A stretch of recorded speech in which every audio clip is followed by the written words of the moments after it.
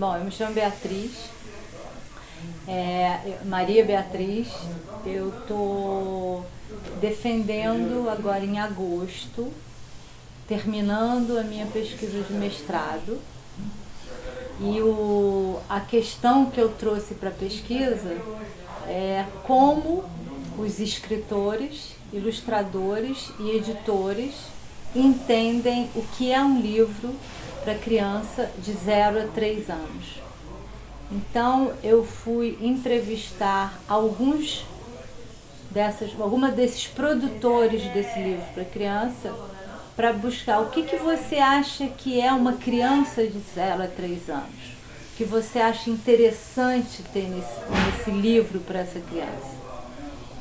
E algumas coisas que eu levantei foram, primeiro, que a escola ela define muito do que esses editores e escritores fazem nos livros para as crianças. Eles estão preocupados não com aquele momento da criança pequena, mas eles acham que tem que ajudar a criança quando ela entrar na escola e aprender a escrever e a ler. Então, o tipo de letra que vai tem que estar de acordo com a letra que eles vão aprender quando eles chegarem na escola. E se a gente for olhar a história da literatura infantil, ela começa no mundo a ter uma relação com a escola, ela tem um uso pedagógico, a literatura infantil, ela veio para educar as crianças, né? Outra questão que eles trouxeram é que as histórias têm que ser simples. E aí você pode discutir o conceito de simplicidade. Então, assim, existem várias posições diferentes do que seja simplicidade. Aqui no Brasil, a gente tem visto alguns livros com uma pobreza de tema, uma pobreza de estética da ilustração por conta dessa busca de simplicidade. Então fica tão simples que não tem nada de interessante, né? E aí você começa a perceber, bom, então em que criança se está pensando quando acha que ela precisa de uma ausência de complexidade? Porque quando a coisa é simples, ela não tem complexidade. Outra coisa interessante também é o adulto fica preocupado. Será que você entendeu? Está lendo o livro para criança. Você entendeu que isso é uma bola? Você entendeu que o menino jogou a bola? E aí você interrompe a história. É muito chato. E tem uma pesquisadora chamada Maria Bonafé, que ela tem um livro que eu estou usando. Esse livro aqui, olha, está vendo aqui? Esse aqui está em espanhol. Maria Bonafé, ela é francesa, né? E esse livro fala do trabalho do Access. E ela diz o seguinte: quando você canta para uma criança pequena, um bebê, você não para perguntar, tu comprends? Não, você canta. Mas quando o adulto lê uma história para a criança, ele fica preocupado. Tá entendendo? Não está entendendo? Não, ela não está entendendo. Não é para criança. Só que o entendimento, ele tem várias formas, né? Quer dizer, às vezes uma criança está olhando um livro e ela está preocupada com a cor azul e você está preocupado com a bola que é azul. Ou então a criança está gostando do som da sua voz. Então são vários entendimentos e sensações que, se o adulto ficasse mais à vontade naquele momento de ler a história para a criança, de escolher um livro para a criança, talvez a criança pudesse aproveitar mais. Outra pessoa que eu faço questão também de dizer que eu estou usando é uma colombiana chamada Yolanda Ries. Yolanda tem até esse livro aqui, ó, que eu usei.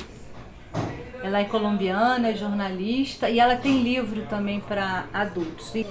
E ela diz que o encontro da criança com o livro é um triângulo amoroso entre a criança, o adulto e o livro. Então quando você vai pensar num livro para criança pequena, você tem que pensar que você está falando de vínculo, você está falando de relação, que você tem que ter elementos sim que ajudem a ele a aumentar o vocabulário, reconhecer as letras, mas não é só isso.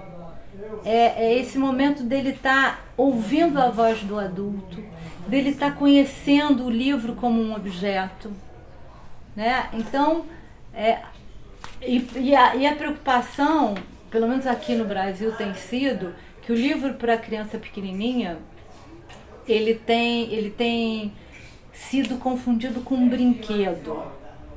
Então, ele corre o risco de ser só um objeto de consumo. De ir lá comprar alguma coisa que não necessariamente a criança vá ter uma relação que um livro possa dar. Então, hoje em dia, a gente tem que pensar que essa criança pequena, ela ainda não sabe ler e escrever, mas ela já sofre a influência da televisão, do computador, né? Então a gente tem que estar preocupada com a qualidade disso. Então o meu objetivo era trazer com a minha pesquisa, trazer essa discussão. A gente precisa conhecer o que está na cabeça de quem produz os livros para as crianças, para ajudar os pais e os professores, quando forem escolher esses livros, saberem que editora é aquela, o que aquela pessoa acha que é criança. Das pessoas que eu entrevistei, um ilustrador, ele diz o seguinte, que tem muito artista muito bom, que faz poesia, que faz filme, que faz música para adulto, mas na hora de fazer para criança não faz bem, porque aí cai naquela ideia dessa simplificação. Só que, na verdade, esse ilustrador que eu entrevistei, ele diz assim, na verdade, você fazer uma coisa para criança é uma coisa muito difícil. Você precisa reencontrar a criança que você foi, e você também não tem que ficar preocupado assim, isso é para criança. Você cria, lembrando da criança que você foi. Se aquilo as crianças pequenas gostarem, mas se você faz assim como um público-alvo, geralmente isso não dá certo. Se no Brasil você tem muitas editoras que têm essa preocupação, mas a gente sente que você tem as editoras, os ilustradores de um lado, mas a população que compra o livro não tem muito acesso a isso. Então eu acho que eu faço parte de um grupo de pesquisa que é da UFRJ, chamado LEDUC, e a gente discute a infância e a literatura, pensando muito também na escola pública, na biblioteca pública. Eu cheguei a fazer essa pesquisa porque eu trabalho há 25 anos para a Fundação Nacional do Livro Infantil e Juvenil.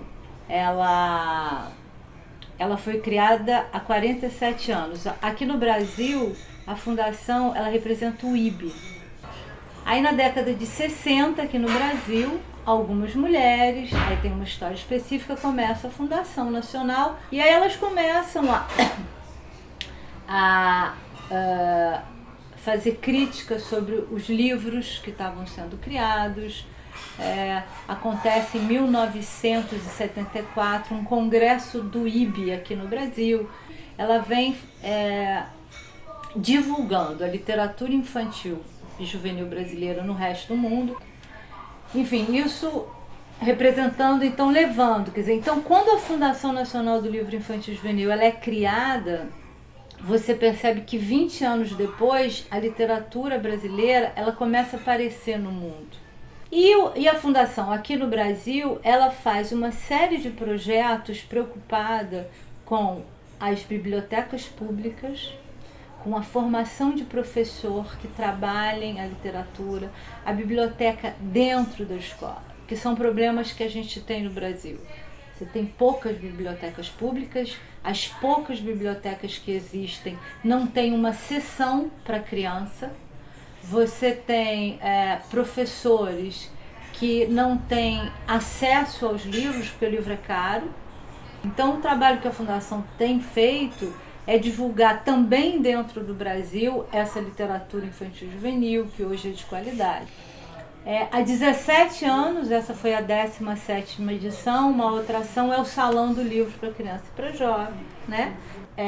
É mais do que uma feira de livro, a gente tem uma preocupação com o conceito dessa feira. A gente não tem lá livros didáticos, que são aqueles livros de exercício para a escola, só livros de literatura. Durante o Salão do Livro, a gente não tem música, não tem cinema, não tem teatro. Não porque a gente seja contra a isso. É porque naquele espaço a gente está querendo prestigiar o livro, o escritor, o ilustrador.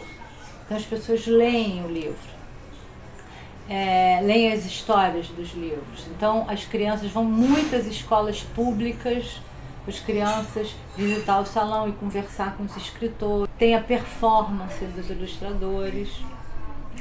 E a gente tem o seminário, onde é um espaço para o professor, para o bibliotecário, para as pessoas interessadas discutirem a literatura.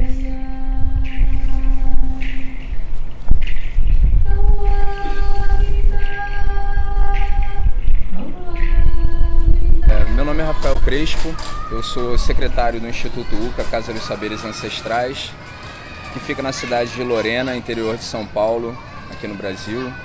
E o nosso instituto é uma ONG qualificada como OCIP e que presta serviço na área de educação e cultura indígena.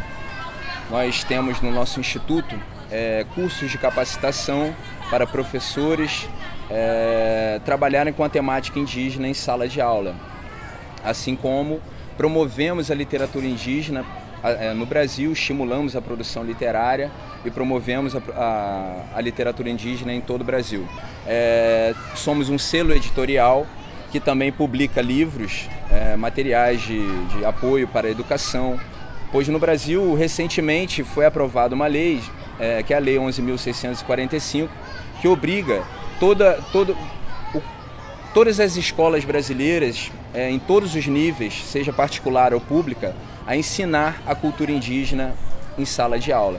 Sendo que como nós ainda não temos, o professor, o educador ainda não é preparado na faculdade para trabalhar esse tipo de questão em sala de aula, o nosso instituto serve como apoio, né, produzindo cursos, programas, artigos, enfim, uma série de coisas.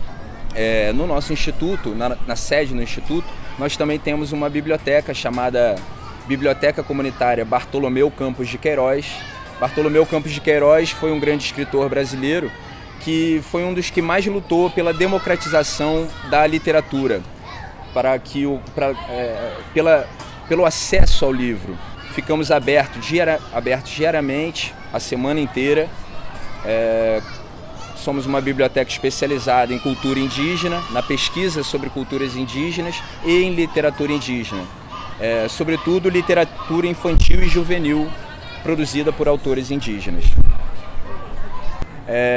Então, como começou a surgir autores indígenas trazendo, né, a sua cultura, né, e publicando parte desses saberes ancestrais nos livros, então surgiu uma necessidade de proteger, né, esses saberes e também assim ajudar nessa ponte, né? Então surgiu também uma necessidade de auxiliar, de ajudar esses autores que estão lá na aldeia e agora vêm para a cidade, sim, mercado editorial e tal, essa coisa toda, na formação de autores, okay, né, na formação de escritores e tal. Hoje, nós sentimos que não há mais essa necessidade de você formar. Okay. Agora nós precisamos formar público, né, para receber esse tipo de material, né? Então nós trabalhamos junto às escolas, aos professores, enfim, né, às editoras e tudo mais, salões de livro, produzimos eventos também, né? E esse índio que está no livro de escola é um índio morto, imaginário, que não existe. Então nós humanizamos, levamos o autor para que...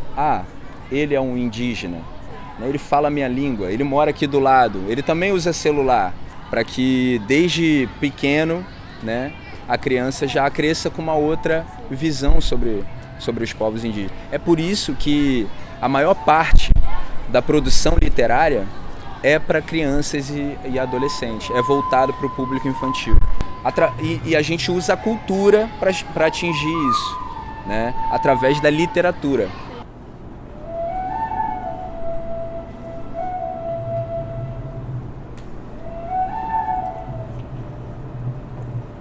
Então, eu me chamo Jenny, sou professora aqui da sala de leitura da Escola Camilo Castelo Branco, Rio de Janeiro, Brasil, que é uma sala de leitura que atende alunos de 10 a 17 anos, do segundo segmento do ensino fundamental. São jovens, na sua maioria moradores da Rocinha, de famílias pobres, de famílias nordestinas, mestiças, e que tem na escola muitas vezes um único espaço para ler. Não há um acesso público e de qualidade muitas vezes para esses jovens em relação à literatura. Então essa sala é um espaço de troca, de vivências e que a gente propõe leitura. Então a responsabilidade da gente é grande de manter e de divulgar a literatura. E essa sala faz uma homenagem quando dá o nome dela ao nome do escritor paulistano, né, Monteiro Lobato. Então, conheçam a literatura, que é uma literatura vibrante, bonita, alegre. Então, nós temos, assim, por essa diversidade brasileira, isso também reflete na literatura, nas ilustrações, nas artes feitas nos livros infantos juvenis. Então, acho que é uma literatura importante para o mundo conhecer. Então esse é um espaço privilegiado que pode levar a literatura aos jovens. Daí a importância dele.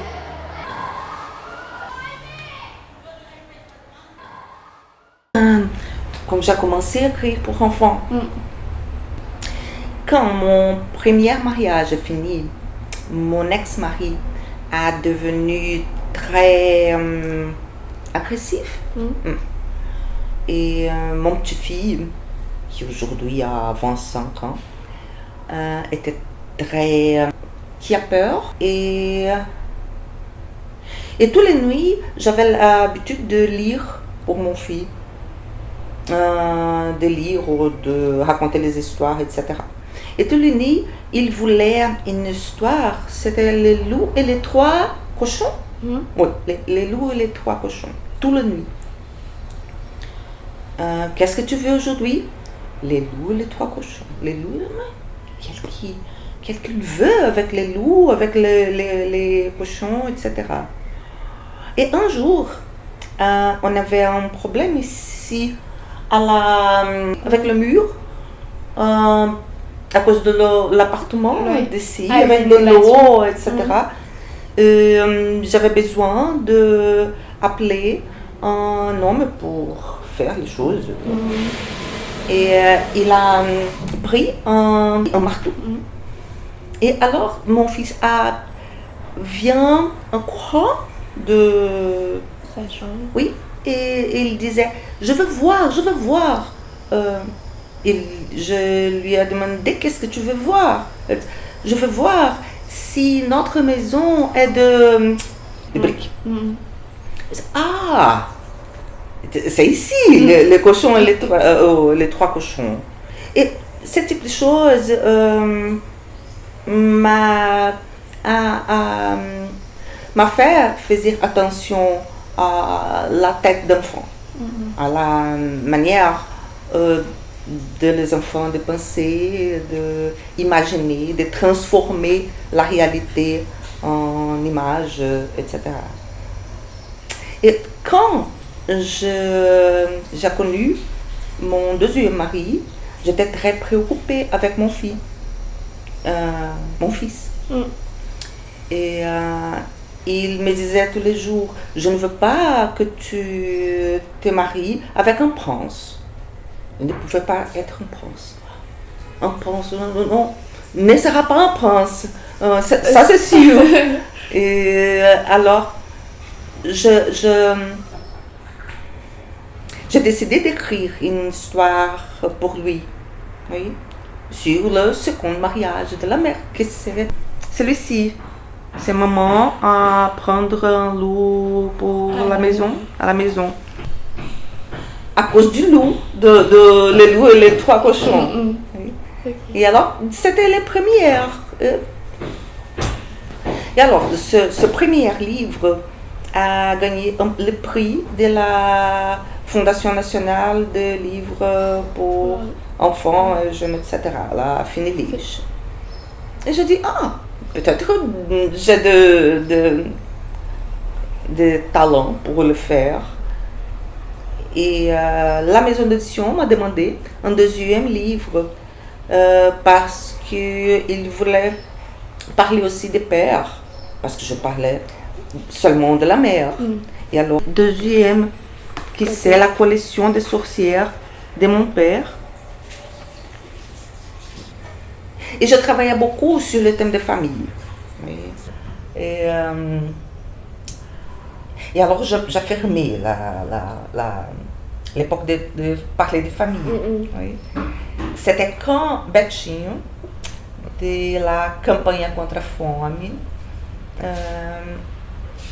m'a appelé pour faire le livre sur thème lié à cidadanie. Mais ce n'est pas livre. Au première, c'était le script pour radio. Ok. Ah, pour radio? Oui, pour radio. Et je n'avais pas écrit pour radio d'après. Ah bon. C'était très dur. Et j'avais que écrire et j'avais que fermer mes yeux pour écrire. Pour imaginer seulement d'entendre. Oui.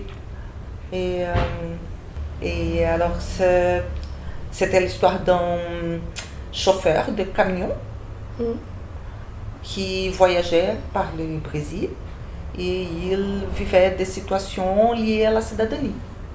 Alors, liées à l'habitation des gens, liées à problèmes avec travail et technologie, l'écologie, à la question agraire. Oui.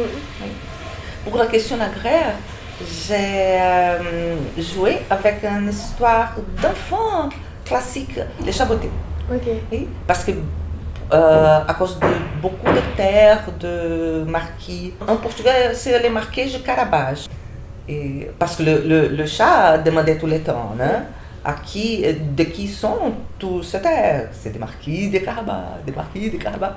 Et alors j'ai utilisé cette histoire pour parler de la question agraire et de la terre au Brésil. Et il y avait un autre avec les droits à l'éducation. C'est mon préféré. Et alors, c'était un livre léger, mais on traitait de sujets sérieux.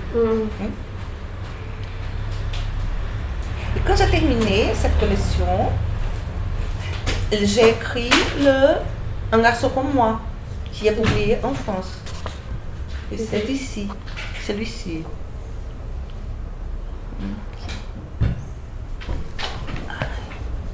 Qui a été filmé au Brésil pour Fernando Meirelles dans une série pour la télévision appelée Cité des Hommes. Parce qu'il l'avait fait, les Cités de Dieu. Et pour celui-là, du coup, vous avez... comment vous avez imaginé l'histoire? En voyant des... C'était un garçon même que j'ai connu à la rue, là-bas. Tous les jours, je passais. Et il me demandait une monnaie pour acheter quelque chose à manger. Et on a commencé à parler, à converser. Et un jour, il marchait à la rue et il y avait un homme qui vendait des fruits à la rue. Et c'était un homme très, très méchant. Et ces garçons s'appelaient Raphaël. Et il y avait une femme qui achetait les fruits. Et Raphaël s'est approché pour demander d'argent à la femme. Et l'homme, simplement, lui a battu. Alors Raphaël était très très enragé. Il a pris une pierre pour jeter à l'homme.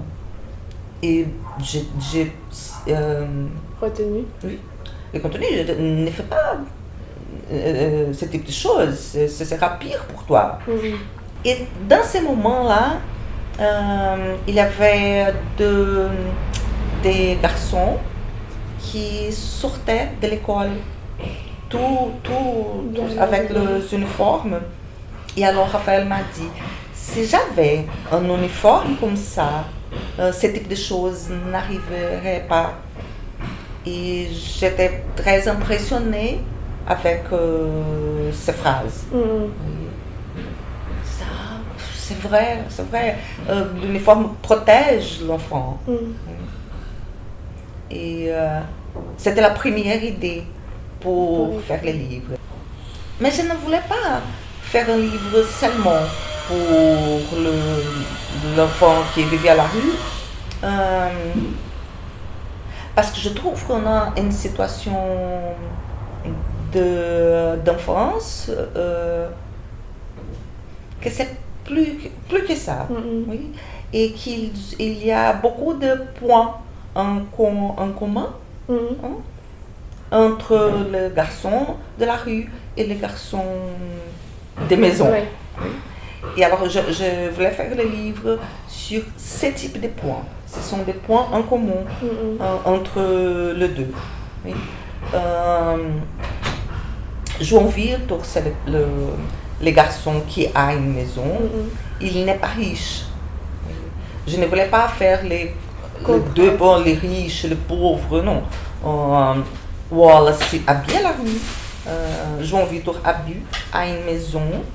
Mais sa mère est professeure. Ici au Brésil, si sa mère est professeure, tu es pauvre. Oui. Il a beaucoup de difficultés pour faire toutes les choses, pour acheter les choses. Laurent Cardon, il m'a présenté la littérature pour enfants, oui, en 86, quand j'étais en France. Il m'a envoyé à la forêt au hiver. Pour me faire peur du loup, pour me faire sentir dans une histoire pour enfants. Et c'était vrai, j'avais beaucoup de peur. Et il m'a présenté les auteurs français que j'aime bien. Et après ça, j'ai décidé d'écrire terreur. Pour les jeunes. Ce livre a une histoire intéressante. Il a été une période de ma vie très très compliquée. Parce que ma mère était presque morte, mon mari était très malade et mon père était malade aussi. Et un jour, j'étais à mon fauteuil de pensée et il avait une histoire de terreur dans ma tête. Qu'est-ce que c'est ça? Je n'aime pas des histoires de terreur. Et je pensais un autre. Et j'ai annoté. Et alors j'ai écrit ce livre ici. Ce sont 7 une malédiction. Que c'était le nom d'une des histoires. Et seulement quand le livre était publié, que j'ai regardé et j'ai pensé, mais bien sûr, Rose. Oui, le terreur, c'est une façon symbolique de l'idée de travailler la mort. Oui, toutes les histoires de terreur sont sur la mort. Et quand je regarde tous mes livres, tous eux sont liés à une préoccupation, à une question que j'avais à l'époque.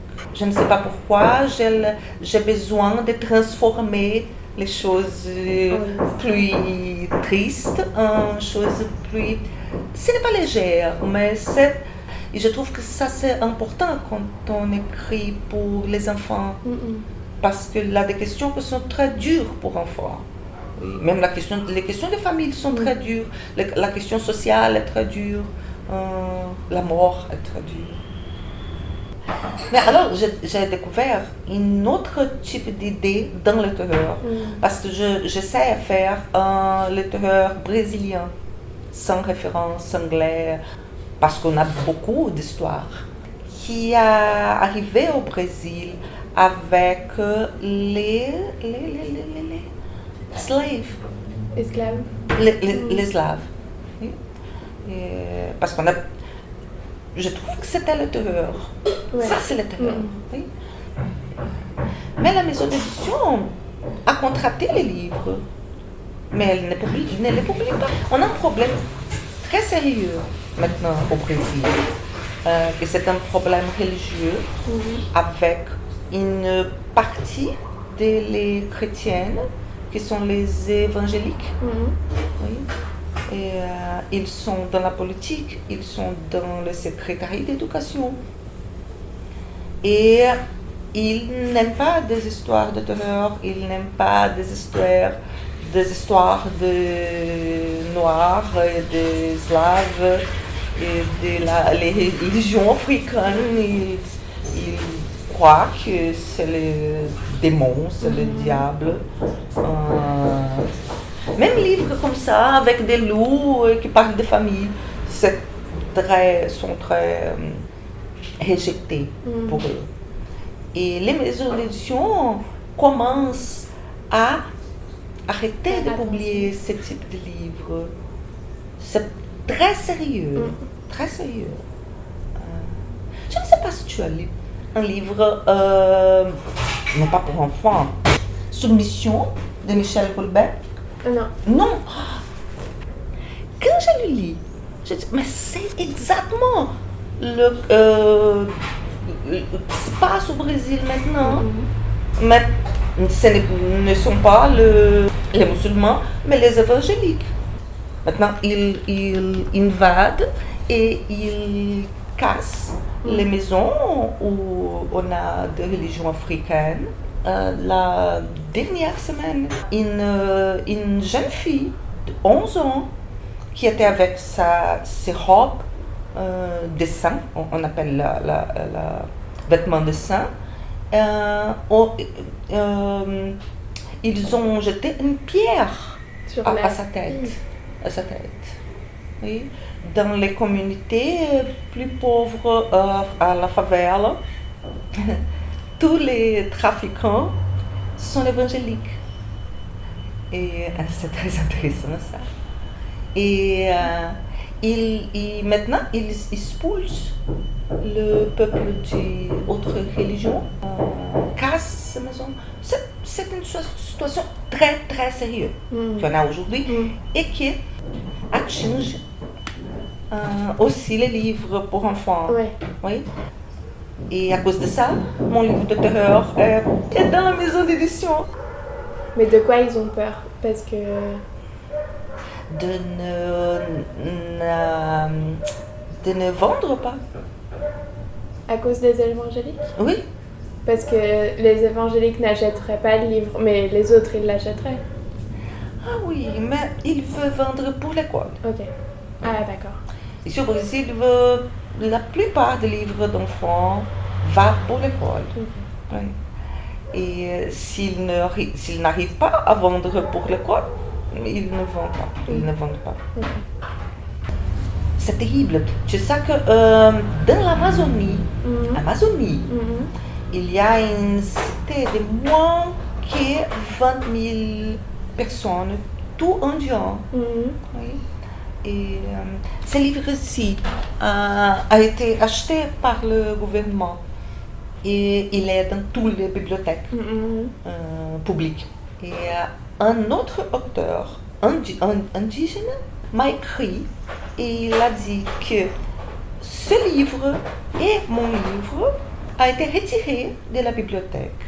Et ils ont appelé le pasteur évangélique pour faire un exorcisme à la bibliothèque. Oui. Je trouve que dans 10 ans, on a le risque d'avoir un pays tout religieux, tout fondamentaliste. Oui. Parce qu'on a une culture tellement riche. Et je trouve que n'est pas bon. Parce que, par exemple, les salons de Fénélige ne touchent pas à ces sujets. Ah ouais. C'est une question invisible. Les personnes ont peur.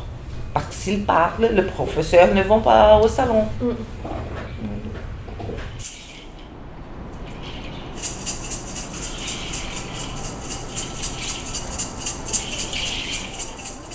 My name is Johnny Coelho. I teach 5th grade in a public school in Rio de Janeiro. My thesis, my dissertation, was about what children read and how they choose their literary books. My interest to the subject started in 2011 when I was teaching math to the 5th grade, and they were supposed to analyze a graph. So they analyzed exactly what they were seeing, and they were saying children, the 1st grade level children, they read more than the 5th graders. But at a certain point, one of the children said, well, I can see the graph shows the 1st graders read more than the 5th grader, but actually I read a lot. But I don't take books from the library. So after him, I pay attention that many children were saying the same thing in a different way. So I decided to reread all the exercise, and I could see that the children were trying to fit the answer to what they were seeing in the graph, but actually that was not representing the reality. The graph was not being fair to what really was happening. So I decided to call, and the next day I decided to call some of them and talk. And they were reinforcing the idea that they read, but the books were not there. And they started showing me from their backpack, look what I'm reading, I'm reading this. So one of the children started saying that he read a lot, so I asked, where do you get your books from? And they said, oh, from the book club. So I realized that the school promote this book club. Every class has a book club. They start in the beginning of the year choosing their own books. The children look for in the internet, in the catalogs, the publisher's catalog, and they find the book closer to what their interests are. So I thought that maybe that was the clue. When you choose what you want to read, you are going to read. So I compared the list of books chosen by them in the beginning of the year for the book club and the library, and they were not there. So I decided in the next year to study the book club since the beginning, how they choose the books, how they go to the internet because we have a lab, computer lab. So the children go there, they make the research in the internet, and sometimes they go to a library or Salão do Livro. One year I followed the children for the Salão do Livro. So I started looking for what they are reading, and I found that they're really reading. But these books that they choose is not acknowledged by the school. Most of them are influenced by movies like Percy Jackson, this kind of book that the library don't buy. First of because they don't have much money, and when they want to choose some book, they go to the canons, or what we can call classical of literature. And I was departing from the perception that why do we need a library so well done if the children don't go there to choose books? Another thing that I thought is that most of adults, including the professors and teachers, they choose books that they assume the children will like, but not necessarily they will like. But one of the finds that I thought was very interesting is that the teachers don't only choose books that they think the subject is going to be interesting, but also they choose according to what is going to help for their subject, what they are teaching. And this was nice, because if you think about literature and its function, has nothing to do with the pedagogy. There is nothing to do with what you are teaching. Literature is art, so it was supposed to be for the importance, for the sake of arts. So what I found is that most of the books are influenced by the movies they are watching. The children go to the movie, they like the movie, and then they find that there is a book, so they buy. But also they like to talk, they read, because this is it's an activity that show a maturity. Some of them, they deny children's book because they choose books that sometimes is not very well related to what they really would like to read, but it's a book that they know the older siblings are reading, so they want to read because that will make them access to maturity or a level of status that they don't have as a child. And sometimes I could tell they would choose books that is very thick and they couldn't read in 1 week because the book club, they let you borrow for 1 week only. So if you get a book that's 700 pages, a 9 years old child is not going to read. They are judging the books by what they think a good reader should be.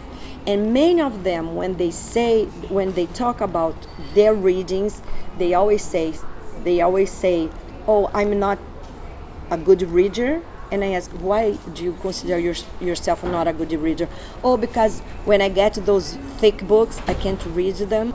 It was very contradictory, because in the same time that they wanted those books, and many of the book club books were very thick, they would say, "This is what I want." But when you go further and observe and talk to them, they would say, "Oh, I don't like to read. Read is boring."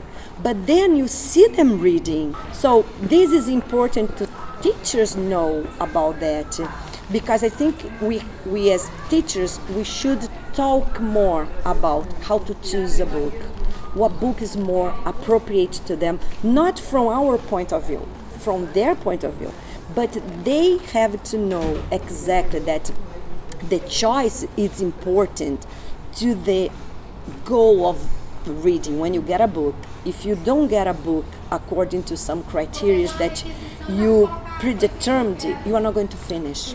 So how the library can assist these children in their interest? Because I think the library in the school has to know what the children like to read. And of course, parallel to that, the school has to make a work in the literary field in order to make the children like all kind of books, not even Percy Jackson or Harry Potter, but also the classical. Another thing that is very according to them is what they would like to read is some biography. I remember one child saying, "Oh, I would like to read the biography of Justin Bieber."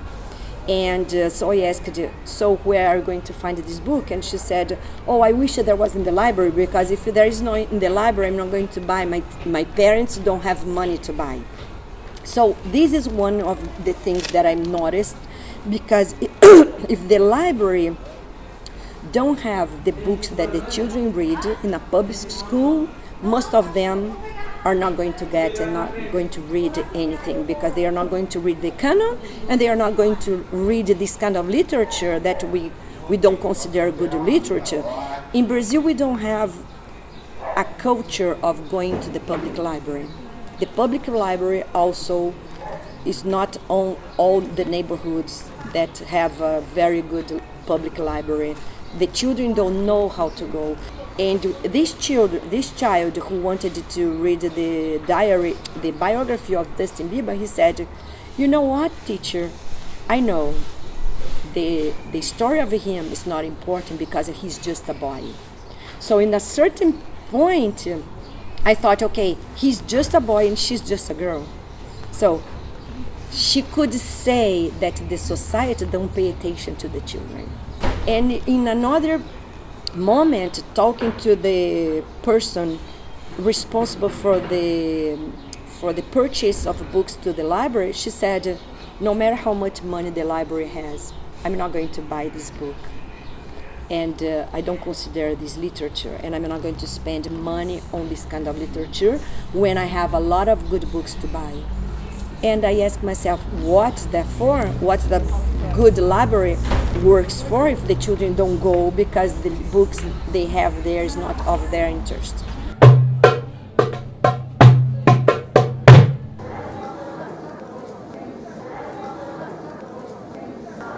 Meu nome é Leila Garcia, eu sou atriz, sou bailarina e sou narradora de histórias.